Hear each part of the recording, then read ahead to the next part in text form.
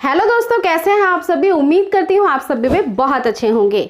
दोस्तों, यदि आप प्रेगनेंसी कंसीव करना चाहती हैं और बहुत जल्दी आप इन बातों को समझना चाहती हैं कि मैंने अगर प्रेगनेंसी के लिए ट्राई किया है तो क्या मेरा गर्भ में आरोपण हो चुका है, क्या आरोपण के लक्षण जो होते हैं वो कब पीरियड्स मिस होने के पहले आपको समझ में आने लग जाते हैं और दिखाई देने लगते हैं, हल्के फुल्के से बहुत ही कम आपको लक्षण बॉडी के अंदर अपीयरेंस होने लगती है जो कि पीरियड्स मिस होने से पहले होती है।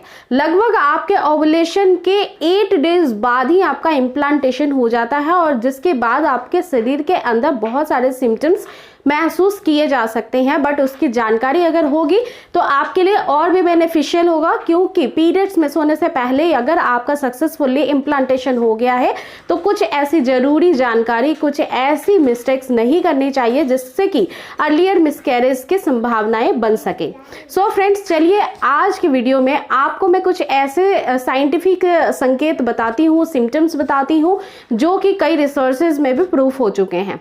एक्चुअली में फ्रेंड्स होता ये है कि जब ओवुलेशन फेज महिलाओं के शरीर में होता है उसी समय से मान लीजिए कि आपका एग सक्सेसफुली फर्टिलाइज्ड हो जाएगा, स्पर्म के कांटेक्ट में आ जाएगा, तो आपके शरीर में इतनी तेजी से ब्लड का संचार होता है, सर्कुलेशन ऑफ ब्लड इतनी ज्यादा तेजी से होता है कि आपके शरीर का टेम्परेचर ऑटोमेटिकली इंक्रीज हो जाता है।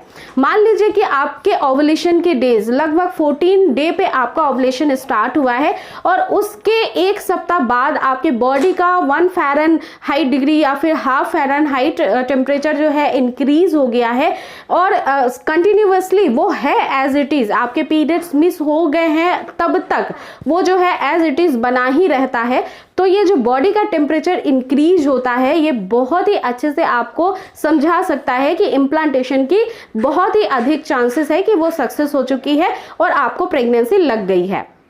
इसके अलावा जो दूसरा सिम्टम्स अपीयर होता है वो होता है इम्प्लांटेशन की ब्लीडिंग। संभवतः ये सभी महिलाओं में नहीं होता है, बट कुछ परसेंट ऑफ फीमेल ऐसी होती हैं जिनमें कि पीरियड्स आने के एक्सपेक्टिंग डेट के लगभग 10 to 7 डेज पहले हल्की फुल्की सी स्पॉटिंग होती है। ये आपको ब्राउन कलर की होती है, आपके पैंटी पे लगा हुआ दिखाई दे सकता है और ये फिर खत्म हो जाता है। आपको पीरियड्स का फ्लो नहीं आता है, ना ही पीरियड्स के जैसे कुछ दर्द का एहसास होता है। इम्प्लांटेशन क्रैम्पिंग को जरा हम समझ लेते हैं, इसी से जुड़ा हुआ है इम्प्लांटेशन ब्लीडिंग के साथ, क्योंकि जब इम्प्लांटेशन की स्पॉटिंग होती है एक तरह की पेट के अंदर ममोड जैसी, ऐठन जैसी और चुभने जैसी ऐसी फीलिंग आपको हो सकती है।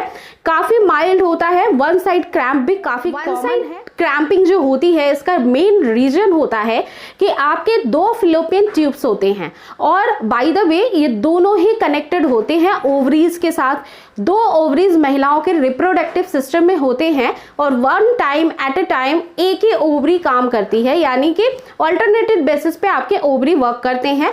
इस महीने राइट ओवरी से एक निकलेगा तो नेक्स्ट मंथ लेफ्ट ओवरी काम करेगी।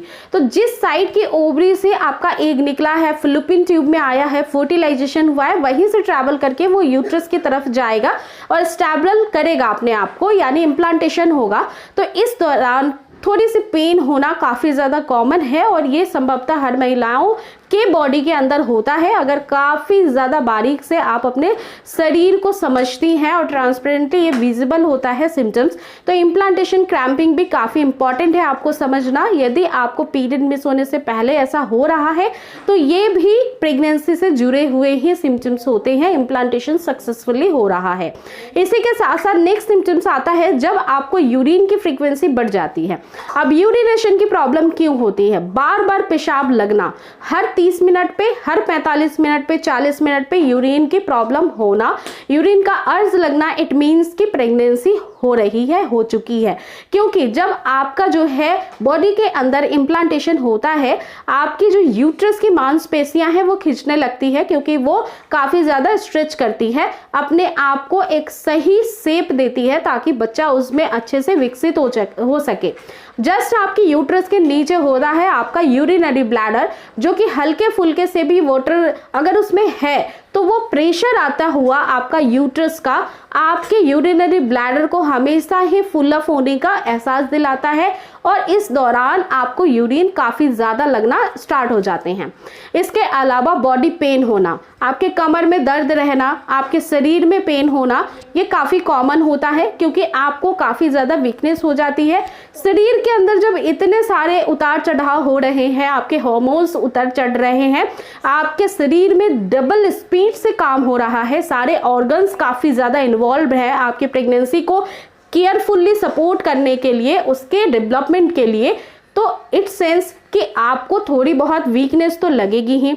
तो ये काफ़ी कॉमन है, ऐसा कुछ हो रहा है तो आप समझ जाइए कि इम्प्लांटेशन का फेज चल रहा है। साथ ही साथ फ्रेंड्स, इस दौरान एक गलती, जल्दीबाजी में प्रेगनेंसी टेस्ट करना, जो कि आपको कई बार निराशाजनक रिपोर्ट्स भी या फिर आपको टेस्ट में जो रिजल्ट आते हैं उसको शो करता है। क्योंकि जो आप प्रेगनेंसी टेस्ट करती हैं उसमें एक हार्मोन बीटा एससीजी का लेवल जांचने की यूरिन किट सैंपल्स में जो यूरिन से आइडेंटिफाई, दोस्तों ये जो हार्मोन है ये आपके प्लेसेंटा के फुल्ली डेवलप्ड होने के बाद डबल स्पीड से बढ़ता है और उसी की आइडेंटिफिकेशन आपकी टेस्ट किट करती है।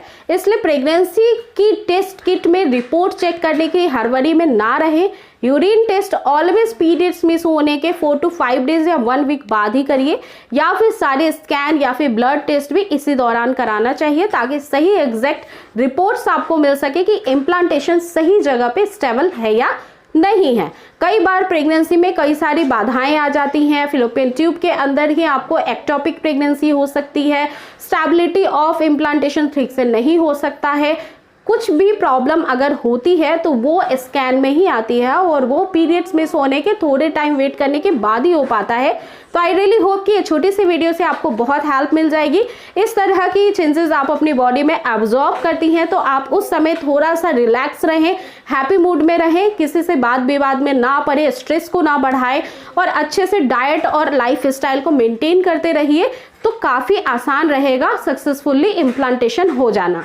तो फ्रेंड्स, अपना पूरा ध्यान रखिए, प्रेगनेंसी से रिलेटेड या इनफर्टिलिटी से रिलेटेड वीडियोस को देखते रहिए और इसके लिए आप मेरे चैनल को जरूर सब्सक्राइब कर लीजिए। साथ ही साथ आप मुझे अदर सोशल मीडिया प्लेटफॉर्म पे भी फॉलो कर सकते हैं, जैसे कि इंस्टाग्राम पेज और फेसबुक पेज। तो मिलती हूँ फिर नेक्स्ट वीडियो में जल्दी एक नई टॉपिक के साथ। अपना पूरा ध्यान रखिए। Take care guys, thanks for watching.